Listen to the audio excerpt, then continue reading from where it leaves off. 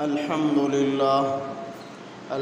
لله وكفى والصلاة والسلام على من لا نبي بعده صاحب التاج والمعراج سيد الإنس والجنات محبوب رب الأرض والسماوات الذي اسمه مكتوب في الإنجيل والتوراة أرسله الله تعالى بالحق بشيرا ونذيرا وداعيا إلى الله بإذنه وسراجا منيرا أما بعد فأعوذ بالله من الشيطان الرجيم بسم الله الرحمن الرحيم يا أيها الذين آمنوا إذا قمتم إلى الصلاة فاغسلوا وجوهكم وأيديكم وقال تبارك وتعالى في مقام آخر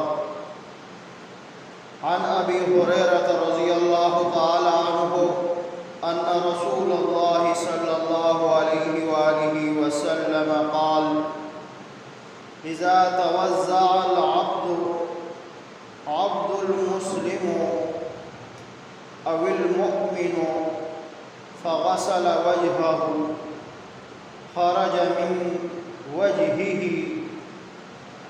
كل خطيئة نظر عليها بعينه مع الماء أو مع الآخر قطر الماء فإذا غسل يديه خرج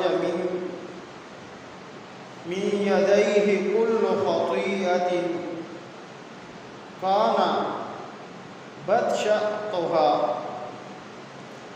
يده مع الماء أو مع الآخر القطر الماء فإذا غسل رجله خرجت كل خطيئة مشتها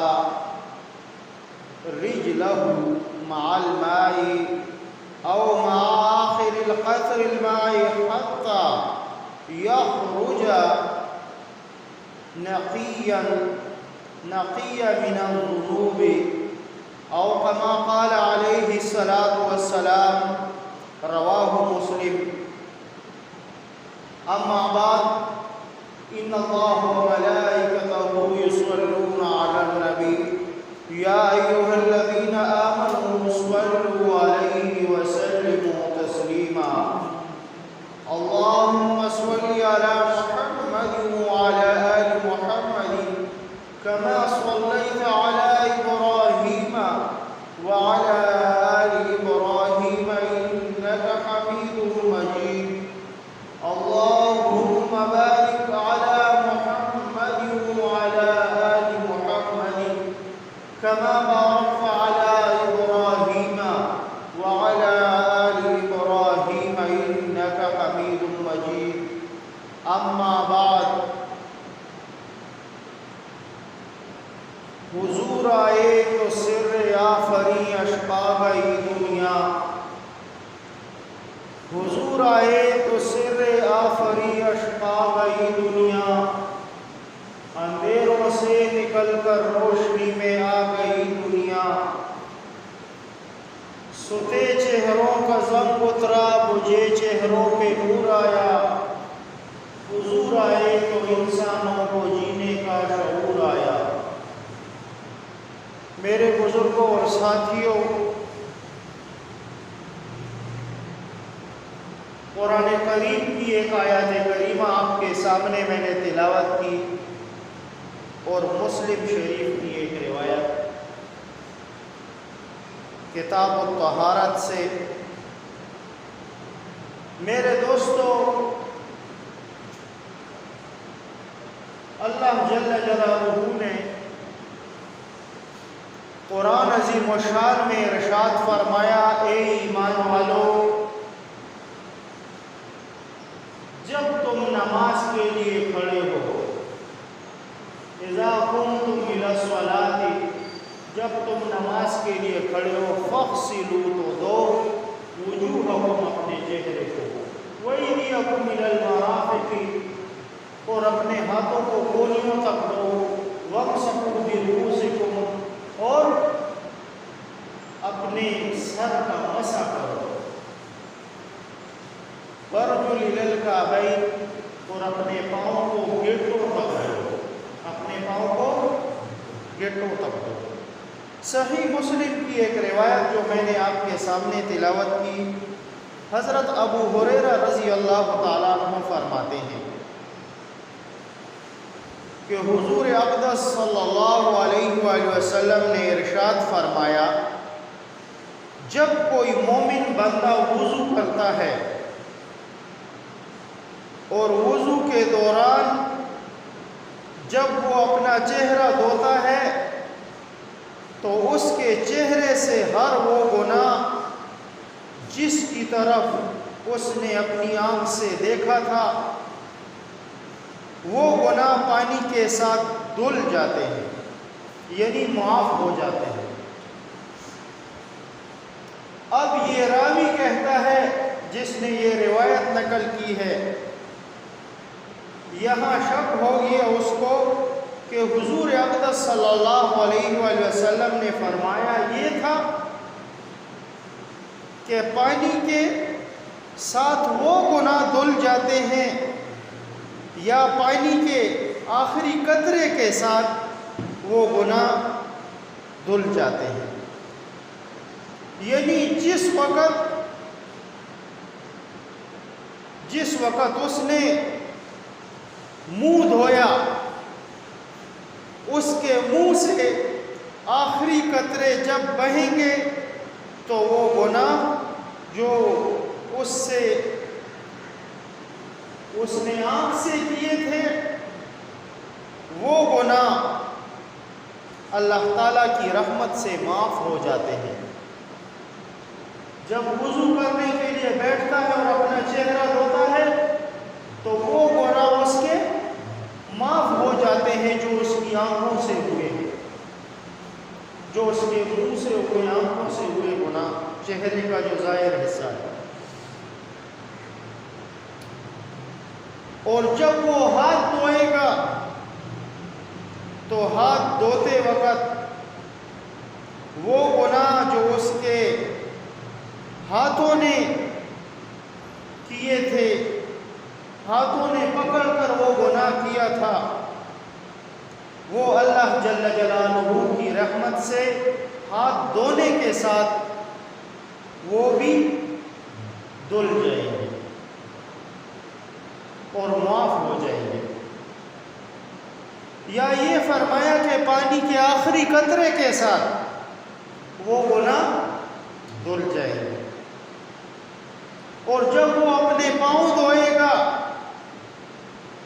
تو ہر وہ گناہ جس کی طرف وہ پاؤں سے چل کر گیا ہو وہ بھی پانی سے دھل جائیں گے، یہ پانی کے آخری قطرے سے یا پانی کے آخری قطرے سے دھل جائیں گے۔ ایک روایت میں سر کے مسح کا ذکر بھی ہے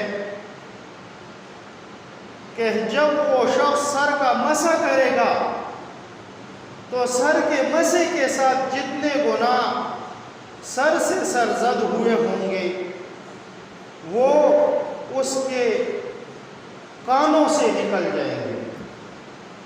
اور آخر میں فرمایا کہ یہاں تک کہ جب اس کا پورا وضو ہوگا تو وہ گناہوں سے بالکل پاک صاف ہو چکا ہوگا۔ اتنی بڑی فضیلت وضو کی ہے۔ اب یہ گناہ کون سے جڑیں گے؟ صغیرہ گناہ چھوٹے گناہ ہوتے ہیں، کبیرہ گناہ بڑے گناہ ہوتے ہیں۔ صغیرہ گناہ وضو کرنے سے معاف ہو جاتے ہیں۔ میرے ساتھی اور بزرگوں، امام اعظم امام ابو حنیفہ رحمہ اللہ تبارک و تعالی، ان کو اللہ جل جلالہ نے عجیب کرامت عطا فرمائی کہ جب کوئی شخص وضو کے لیے بیٹھتا تھا اور وضو کرتا تھا، چہرہ دھوتا تھا یا کونیاں دھوتا تھا، اس کے جو گناہ قطروں سے گرتے تھے وہ گناہ امام ابو حنیفہ حنیفہ رحمہ اللہ کو سامنے نظر آتے تھے، ان کو اللہ جل جلالہ نے ایک عظیم کرامت عطا فرمائی.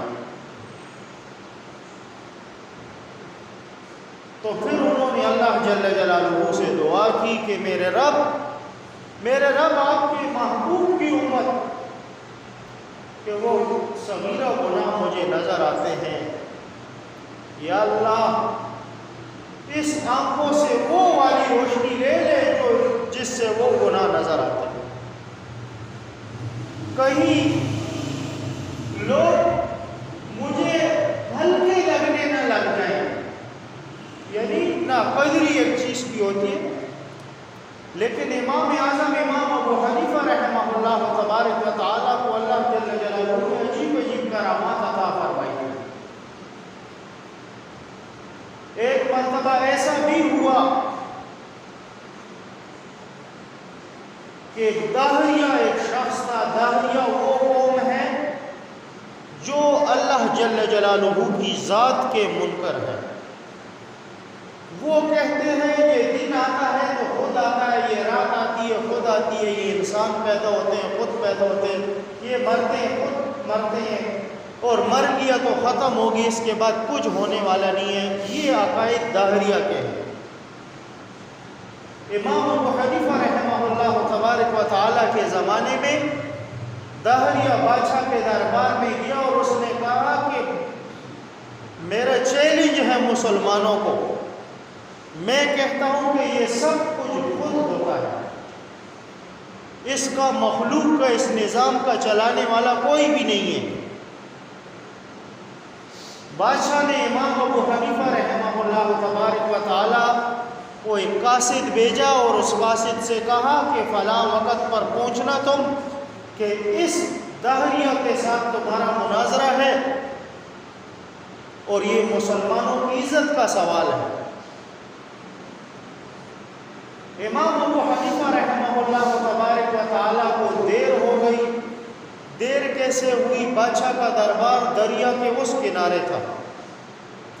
امام ابو حنیفہ رحمہ اللہ جب دریا کے کنارے پر پہنچے تو کشتی کچھ بھی نہیں ہے. کشتی نہیں، اب دریا سے گزر کر جانا ہے، کشتی نہیں ہے. امام ابو حنیفہ رحمہ اللہ تبارک و تعالیٰ نے دعا فرمائی اور دعا کے ساتھ ہی ایک لکڑی آئی اور خود ہی کٹی، خود ہی اس کے تختے بنے اور خود ہی اس کی کشتی تیار ہوئی. امام صاحب اس میں بیٹھے اور دریا کے پار چلے گئے. دریا کے پار بادشاہ کا دربار تھا. اس دربار کے اندر جب پہنچے امام ابو حنیفہ تو اس وقت یہ داہریہ جو تھا یہ آوازیں لگا رہا تھا کہ مسلمان ہار گئے، ان کے پاس کچھ بھی دلیل نہیں ہے، یہ آوازیں لگا رہا تھا. امام ابو حنیفہ رحمہ اللہ تبارک و تعالیٰ وہاں پہنچ گئے اور بادشاہ نے کہا امام صاحب آپ نے تو وعدہ خلافی کر دی، اتنی دیر کر دی، آپ نے اتنی دیر کر دی، وقت یہ تھا، ٹائم یہ تھا، تم اس وقت پہنچے ہو کیوں؟ امام صاحب نے کہا تفصیل سے میری بات سنو تھوڑی.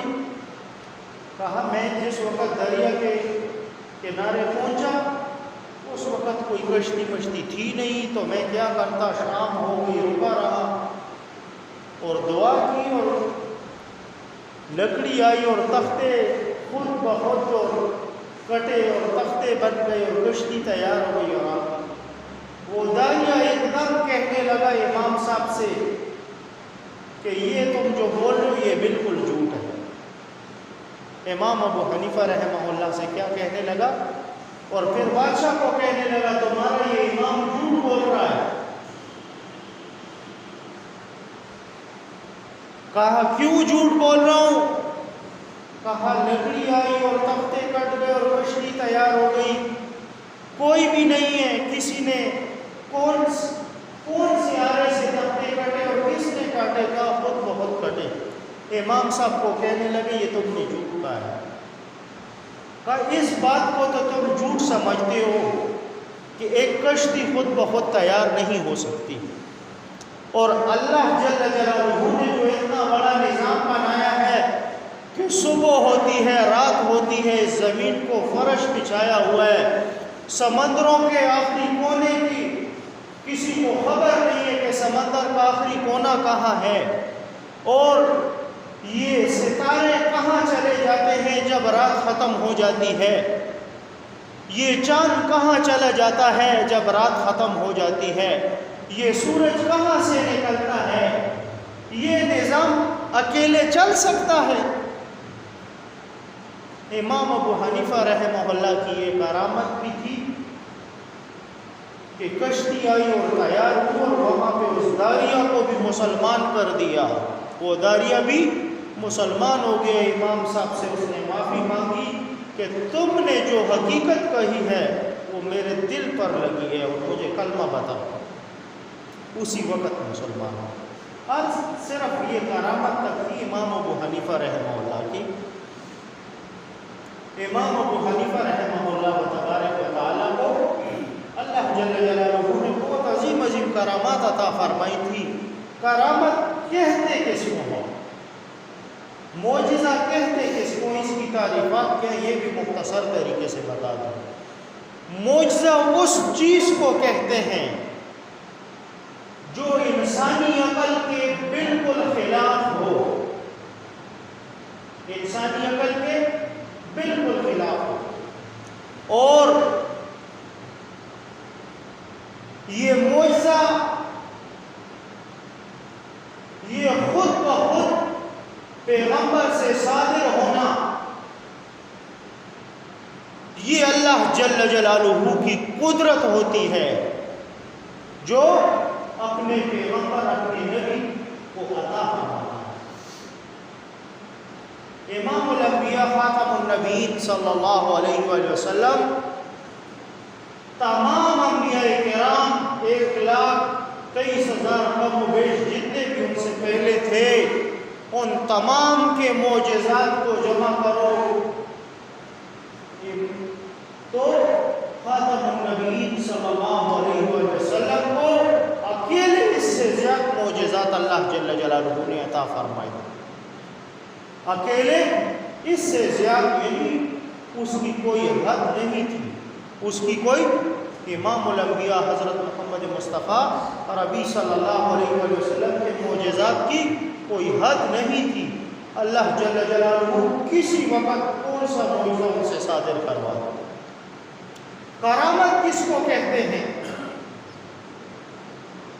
کرامت اس کو کہتے ہیں جو اللہ کے ولی سے ایک ایسا کام اس کے ہاتھ سے معاشرے کے سامنے ہو جائے، صادر ہو جائے، جو انسانی عقل کے بالکل خلاف ہو، جو انسانی عقل کے بالکل، مثلا جو میں نے پہلے مثال دی آپ کو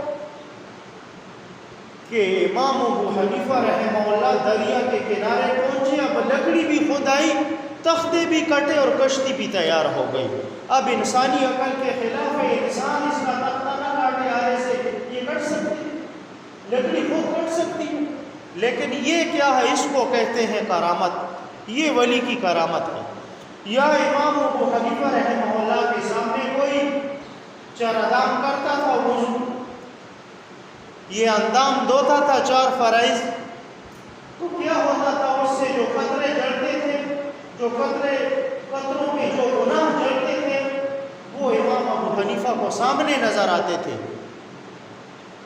وہ ان کو سامنے نظر آتے تھے۔ تو یہ ہے کرامت کی مثال کہ انسانی عقل کے خلاف وقت میں عام بندہ یہ کہہ سکتا ہے کہ فلاں شخص وضو کر رہا تھا، میں نے دیکھا اس کے جو قطرے ٹپک رہے ہیں تو اس کے گناہ جڑ رہے تھے، کوئی آنکھوں سے دیکھ سکتا ہے کہ اس کے گناہ جڑ سکتے ہیں؟ نہیں، انسانی عقل کے خلاف ہے۔ لیکن یہی فاصلہ میرے رب نے اپنے دوستوں میں اور عام لوگوں میں رکھا ہوا ہے۔ لوگ جو کہتے ہیں نا نعوذ باللہ نعوذ باللہ، میں اللہ کے ولی کو نہیں مانتا یا اس کی کرامت کو نہیں مانتا، تو حقیقت میں وہ قرآن کو بھی نہیں مانتا، حقیقت میں وہ قرآن کو بھی نہیں مانتا، اور جو قرآن کا منکر ہے تو وہ کون ہے؟ 4 مذہبوں میں دار اسلام سے باہر ہے۔ اب ایک دوسری روایت ہے اس وضو کے متعلق. حضرت ابو ہریرہ رضی اللہ تعالیٰ عنہ فرماتے ہیں کہ ایک مرتبہ حضور اقدس صلی اللہ علیہ وآلہ وسلم تشریف فرما تھے. صحابہ کرام رضوان اللہ تعالیٰ علیہم اجمعین آپ کے پاس بیٹھے ہوئے تھے. آپ نے صحابہ کرام رضوان اللہ تعالیٰ علیہم اجمعین سے خطاب کر کے پوچھا کہ کیا میں تمہیں ایسی بات نہ بتاؤں جس پر عمل کرنے سے اللہ تعالیٰ تمہارے گناہوں کو مٹا دے اور درجات کو بلند فرما دے. درجات کو بلند فرما دے، گناہوں کو مٹا دے اور درجات کو بلند فرما دے. صحابہ کرام رضوان اللہ تعالیٰ علیہم اجمعین نے عرض کیا یا رسول اللہ صلی اللہ علیہ وآلہ وسلم، میرے ماں باپ، ہمارے ماں باپ آپ پر قربان، ضرور بتائیے. آپ صلی اللہ علیہ وآلہ وسلم نے اس وقت 3 چیزیں فرمائی. وہ 3 چیزیں اس حدیث مبارکہ میں ہیں. پہلی چیز یہ بتائی اسباغ الوضوء علی مقارہ، یعنی آدمی کو ناگوار گزرے وضو کرنا، یعنی نفس اس کا اس وقت بالکل نہ مانے کہ میں وضو کروں. نفس اس کا بالکل نہ مانے، ناگوار گزرے، جسم میں سستی ہے یا کوئی اور وجہ ہے، یا کوئی اور وجہ ہے جس کی وجہ سے یہ وضو نہیں کر رہا. مثلا سردی ہے، ٹھنڈے پانی سے وضو نہیں کر رہا، اور اس کے باوجود اس نے اپنے نفس کو ذلیل کیا اور خود کیا اور ٹھنڈے پانی سے اس نے وضو کیا. ٹھنڈے پانی سے اس نے وضو کیا. تو آقا علیہ الصلوۃ والسلام نے فرمایا کہ ایسے شخص کے سارے گناہ جڑ جاتے ہیں، ایسے شخص کے سارے گناہ جڑ جاتے ہیں اور اس کے درجات بلند ہو جاتے ہیں. اس کے درجات بلند ہو جاتے ہیں. یعنی انسان کو سستی چڑھی ہوئی ہے، بالکل ہی سست ہے. اب وضو کون کرے گا یار، یہ دیکھو یہ اتنا لمبا کام کون کرے گا. بستر پر پڑا ہوا ہے، صبح کا وقت ہے، سردی بھی ہے، کیا کروں، وضو. اب وضو کرنا ہے یہ تو بہت مشکل کام ہے، پانی بھی گرم نہیں اور ٹھنڈے پانی سے وضو کرنا ہے. لیکن اس نے اپنے نفس کو ذلیل کیا، سیدھا اٹھا اور گیا وضو کیا ٹھنڈے پانی سے. تو میرا رب ایسے لوگوں پر فخر کرتا ہے، میرا رب ایسے لوگوں پر فخر کرتا ہے. میرا رب فرماتا ہے کہ میں ایسے لوگوں کو معاف کر دیتا ہوں. اور سب سے عظیم مجلس کون سی مجلس ہے؟ جو فرشتوں کی مجلس ہے. ایسی مجلس میں ایسے لوگوں کا تذکرہ کرتا ہوں، ایسی مجلس میں ایسے لوگوں کا تذکرہ کرتا ہوں. اندازہ لگاؤ ٹھنڈے پانی سے وضو کا درجہ کچھ ہے؟ کچھ بھی نہیں، معمولی سی بات ہے. اس میں کوئی جسم کو زخم نہیں لگتا ٹھنڈے پانی سے وضو کرنے سے. لیکن فضیلت کتنی زیادہ. دیکھو سردی میں اگر تم نے، ایک تو ہے انسان کے پاس سہولت ہو تو سہولت کا تو الحمدللہ فائدہ اٹھانا چاہیے. سہولت نہیں ہے اور ٹھنڈے پانی سے اس نے وضو کیا تو ایسے شخص کے گناہ معاف ہو جاتے ہیں اور درجات بلند ہو جاتے ہیں. یہ تھی پہلی بات جو اس روایت میں آقا علیہ الصلوۃ والسلام نے فرمائی. دوسرا عمل کون سا ہے؟ کثرت الخطا الی المسجد. فرمایا یعنی مسجد کی طرف کثرت سے جانا، مسجد کی طرف کثرت سے جانا. محدثین حضرات لکھتے ہیں یہاں سے مراد یہ بات ہے کہ ایک نماز مثلا ظہر کی پڑھی گئی، اب اس شخص کے دل میں بس یہی انتظار ہے کہ کہ عصر کی نماز آئے، عصر کی تمنا ہے اس کے دل میں، عصر کی تمنا ہے اس کے دل میں، ظہر کی نماز پڑھی اور عصر کی تمنا ہے کہ کاش کی عصر کی نماز پڑھو، اور یہی تمنا ہے، اور جیسے ہی اذان کا وقت ہوتا ہے وہ فوراً مسجد کی طرف بھاگتا ہے، اپنے سب کام چھوڑ کر مسجد کی طرف آتا ہے۔ ایسے شخص کے بھی گناہ جڑ جاتے ہیں اور درجات بلند ہو جاتے ہیں۔ اب ہمیں ان باتوں سے، اس حدیث مبارکہ سے ہمیں تھوڑا سا عبرت بھی لینی چاہیے۔ اب میں آپ کو بتاؤں کہ یہ حدیث مبارکہ میں نے کہی ہے، یہ کیوں، اس کی بنیادی بات یہ ہے، آپ تھوڑا سا اپنے ضمیر میں دیکھیں اور سوچیں، جو مسجد کے آس پاس لوگ رہتے ہیں، اس مسجد کے آس پاس جو لوگ رہتے ہیں، کتنے قریب ان کا گھر ہے، کتنے قریب گھر ہیں یا نہیں؟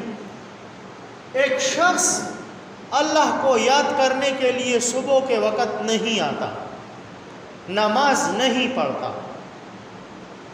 دن کو تو اس کے پاس یہ بہانہ ہے کہ بھائی میں گورنمنٹ ہوں، گورنمنٹ سروس میں سرکاری نوکر ہو جاتا ہوں، یا مطلب میرا فلاں جگہ پر کاروبار ہے میں وہاں جاتا ہوں، رنگ روڈ میں یا صدر میں، دوسری جگہ پر جہاں کہیں بھی جاتا ہوں، لیکن کام کے لیے جانا ہوں، اس وجہ سے میں دن میں نماز یہاں اپنی محلے کی مسجد میں نہیں پڑھ سکتا، یہ مجبوری ہے، دوسری مسجد میں تو پڑھی چلو صحیح ہے، لیکن یہ فجر کی نماز یہ تو تم اپنے گھر میں ہوتے ہو، اس میں کوئی بہانہ ہے نہیں ہے، اس میں کوئی بہانہ، تو فجر کی نماز تم جان بوجھ کر چھوڑتے ہو۔ اگر ایک انسان کے دل میں تمنا ہو کہ میں نماز پڑھوں اور نماز جمعہ ادا کروں یا عام نماز ادا کروں، اس کے دل میں حسرت اور تمنا ہو تو وہ پہنچے گا مسجد، اور جیسے ہی وہ قدم لے گا، قدم قدم کے ساتھ اس کے گناہ جڑتے ہیں اور نیکیاں اسے ملتی ہیں قدم قدم پر، نیکیاں اسے قدم قدم پر ملتی ہیں، گناہ جڑتے ہیں اور نیکیاں ملتی ہیں اس کو۔ اور ایک شخص مسجد کے پاس رہے اور وہ کہے کہ بس سوتے رہو، یہی بیڈ اور یہی فارم ہے، کچھ بھی نہیں ہے اور کچھ بھی نہیں ہے، یہی بیڈ ہے اور یہی فارم ہے اور کچھ بھی نہیں ہے، بس یہ زندگی جیتی ہے، اور سامنے اسکرین لگی ہوئی ہے LCD اور وہ کیا بولتے ہیں اس کو، کیبل وہ لگی ہوئی ہے یا نیٹ لگا ہوا، اور فلمیں دیکھو، بس میاں بیوی رات کو فلمیں دیکھتے رہے اور صبح الٹے سو گئے۔ اب تم بھی یہ تمنا رکھو کہ میں بھی ڈائریکٹ جاؤں اور میرے بھی بس دوپہر کے وقت نیند سے اٹھوں تو گناہ جڑ جائیں، تو پشتوں کی ایک بات ہے، ابے ملے ونیشو فجر جمی باٹی نہ ہو، تم اللہ کو یاد نہیں کرو اور اس کا ذکر نہ کرو، الٹے سوئے پڑے رہو، اور پھر تم کہو کہ میرے حالات بہت خراب ہیں، میرے گھر میں تنگی ہے، رزق نہیں ہے۔ رزق تمہارا کیسے پورا ہوگا جب تم رات کو گلے شیطان کو لگا کر سو گے اور رحمان کو بھول جاؤ گے، رحمان کو بھول جاؤ گے اور شیطان کو گلے لگاؤ گے، تو پھر کیا ہوگا؟ پھر تمہارا یہ گلہ شکوہ کسی کام کا ہے؟ رابعہ بصری رحمہ اللہ ایک عورت تھی اور اللہ کی بہت بڑی ولی عورت تھی، بادشاہ کے دربار میں دن کو خدمت کرتی تھی، پورا دن خدمت کرتی تھی اور رات کو کھڑی ہو جاتی تھی نماز کے لیے، تو پوری رات میں قرآن کا ختم کرتی تھی، پوری رات میں قرآن کا ختم، ایک رات میں قرآن کریم کا ختم کرتی تھی، سحری تک لگی رہتی تھی تلاوت میں، نوافل کے اندر قرآن کی اتنی تلاوت کرتی تھی کہ پوری رات میں قرآن ختم کرتی تھی۔ رابعہ ایک دن تھکی ہوئی تھی، بادشاہ کے دربار میں کام کیا، بادشاہ کے جو تخت تھا جہاں پر بادشاہ آرام فرماتے تھے، اس کمرے کو جاڑنے کے لیے گئی رابعہ۔ جب اس کمرے کو جاڑنے لگی تو اسی بیڈ پر اسے نیند آئی اور ہوش نہ آیا کہ دم ہی سو گئی۔ جیسے ہی بادشاہ آیا تو اس نے رابعہ کو خوب پیٹا اور مارا۔ جب بادشاہ نے اسے مارنا شروع کیا تو رابعہ ہنسنے لگی اور بعد میں رونے لگی۔ پہلے ہنسی اور بعد میں رونے لگی۔ بادشاہ کو بڑا غصہ آیا، کہا رابعہ تم نے میرا مذاق اڑایا ہے، میں نے تمہیں مارا اور تم ہنسنے لگی، پھر تم رونے لگی، اس ہنسنے میں کیا بات تھی اور اس رونے میں کیا بات تھی؟ کہا بادشاہ سلامت، ہنسی اس وجہ سے آئی کہ پلک جھپک ایک ساتھ کے لیے میں اس تخت پر سوئی اور مجھے اتنی مار پڑی، جو ساری زندگی اس تخت پر سویا ہے اسے کتنی مار پڑے گی، جو ساری زندگی اس تخت پر سویا اسے کتنی مار پڑے گی۔ اور فرمائی یہ روئی اس وجہ سے ہوں کہ میری روح کو درد پہنچی ہے، میری روح کو یعنی میرے جسم کو، اس جسم کے اندر روح ہے تو آپ کو تکلیف ہوتی ہے، جسم کے اس ہاتھ کے اندر یا پاؤں اس بدن میں روح ہے، آپ مارتے ہو تو آپ کو تکلیف ہوتی ہے، اس سے روح نکل جائے تو یہ کیا ہے، یہ ایک ڈھانچہ ہے، تو میں پھر درد مرد نہیں ہوگا۔ تو کہا میری روح کو تکلیف پہنچی ہے جب میں روئی ہوں، لیکن کہا بادشاہ سلامت تم تو ساری زندگی اس تخت پر سوئے، تمہارا کیا ہوگا؟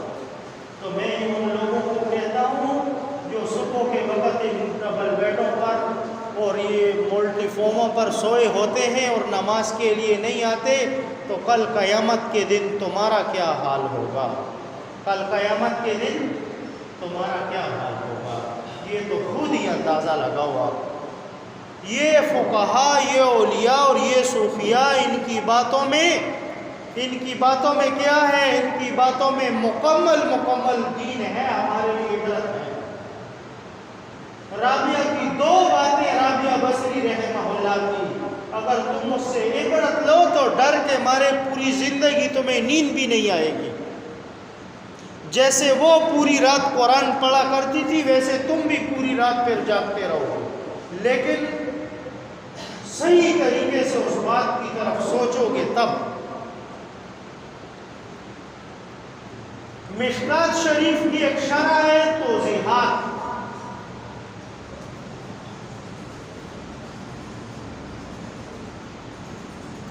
توضیحات میں ایک روایت نقل ہے حضرت انس رضی اللہ تعالیٰ عنہ،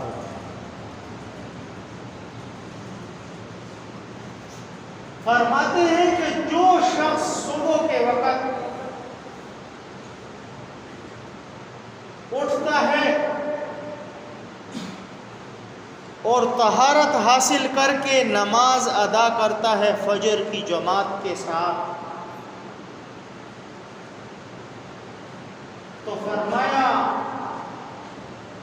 کہ اللہ جل جلالہ فرشتوں سے فرماتے ہیں کہ اسلام کا جھنڈا اس شخص کے ہاتھ میں دے دو تاکہ یہ پورا دن ترقی پذیر رہے، پورا دن۔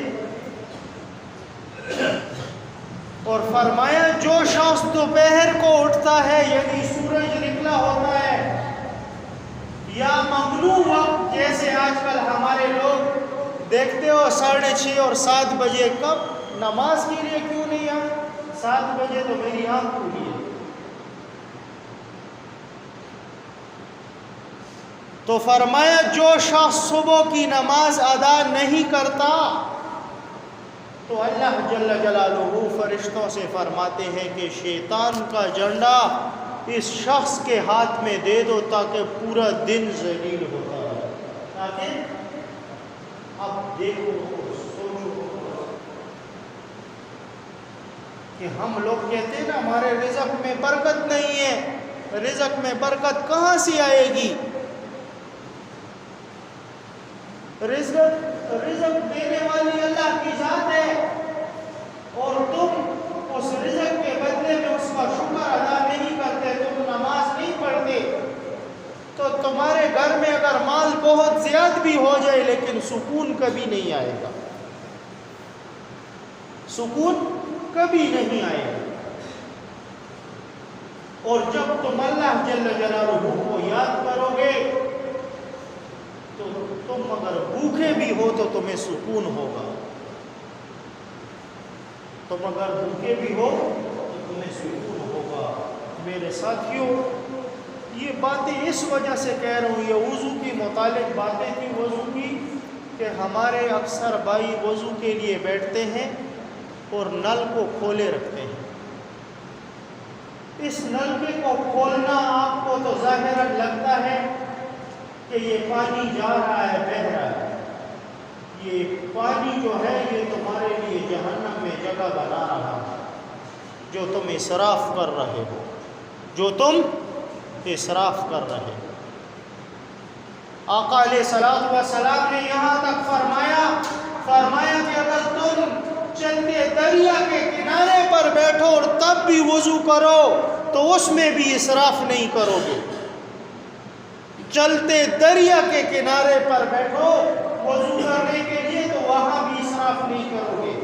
ہم تو یہاں بیٹھتے ہیں وضو کے لیے تو لیلا مجنوں کے قصے چھیڑ دیتے ہیں، اور جب وہ قصہ پورا ہوتا ہے تو ہمارا وضو بھی ہوا ہوتا ہے۔ اتنی دیر میں 10 بندے نہا سکتے ہیں جتنی دیر میں ہم لوگ وضو کرتے ہیں۔ تو اندازہ لگاؤ کہ آقا علیہ السلام نے یہاں تک فرمایا کہ چلتے دریا کے کنارے پر بھی بیٹھو تب بھی پانی میں اسراف مت کرو، تب بھی پانی میں اسراف مت کرو۔ ایمان سے کہو، سب بیٹھے ہوئے ہو، ہم لوگ پانی کا کتنا اسراف کرتے ہیں یا نہیں کرتے؟ ہمارے خصوصاً اس خیبر پختونخوا کو اللہ جل جلالہ نے کیسی عظیم نعمت سے نوازا ہے۔ یہ پانی آپ پورے پاکستان میں چلے جاؤ، اتنا میٹھا اور اچھا پانی کہیں بھی آپ کو نہیں ملے گا، لیکن ہم کیا کرتے ہیں؟ ناشکری اور ناقدری کرتے ہیں، نہیں کرتے۔ اللہ جل جلالہ ہم سب سے راضی ہو جائے۔ وآخر دعوانا الحمدللہ رب العالمین۔ پلیز